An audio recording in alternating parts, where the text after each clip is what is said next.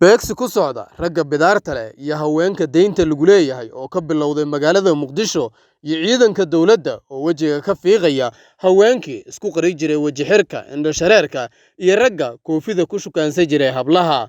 iyadoo hadda saf loo galay goobaha timaha lagu beero si bidaarta loo qariyo arrintan oo mar faa'iido u ah goobaha lagu beero timaha ayaa walaac ku abuurtay ragga bidaarta leh iyo hablaha qaraxyada gudbiya ee kooxda AS la shaqeeya ama walxaha kale ee dadku ay ku dhibaateeyaan u qaadi jiray una kula gudbi jiray argagixisada.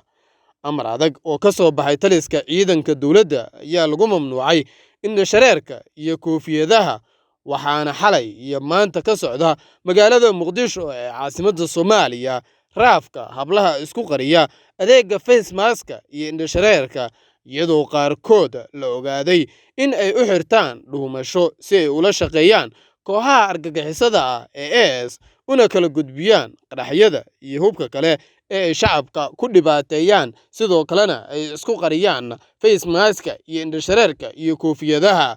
Ciidamada booliis militaro oo ah kuwa ammaanka caasimadda muddooyinkii dambe gacanta ku haya ayaa ah ciidamada ugu badan ee beegsanaya indho shareerka. Ceelasha biyaha oo ah duleedka magaalada Muqdisho ayaa laga mamnuucay shaariiciyada isla markaana ay ka tuurayaan ciidamadu haweenka ay ku arkaan indho shareerka halka ragga koofiyadaha isku qariya iyagana laga tuurayo marka laga tago koofiya akhyaareedka odayaasha iyo nabadoonnada. Sidoo kalena magaalada Muqdisho ayaa iyadana guud ahaan ciidamada dowladdu markay arkaan qof indho shareer wato ay ka tuurayaan sidoo kalena koofiyadaha laga siibaya ragga isku qarinaya iyagana dhankooda iyadoo ay halkaasi ku jirto in ragga qaar ay bidaarta ku qarsadaan koofiyadaha. Balse arrinta walaaca leh ayaa ah in dhalinyaro hablaha ku shukaansan jiray waxa ii jaran jeego oo koofi ku qarin jiray bidaarta boobtay in imnika ay bilaabeen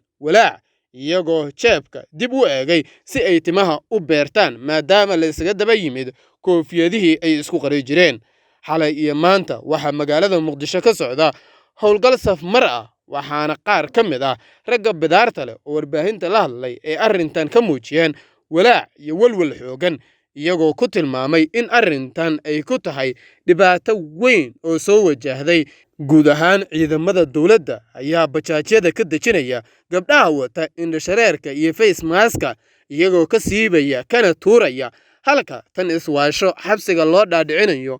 Dhinaca kale ciidamada dowladda ayaa guud ahaan ragga wata koofiyadaha weliba koofiyadaha afka u soo dheer amaba loo arko in ay isku qarinayaan koofiyadaha iyo face mask iyagana dhankooda ka tuuraya koofiyadahaasi ay wataan. weliba goobaha checkpointyada ee gaadiidka lagu hubiyo ayaa ugu badan goobaha looga saarayo amaba looga tuurayo ragga iyo hablaha indho shareerka face mask iyo sidoo kale koofiyadaha ay wataan.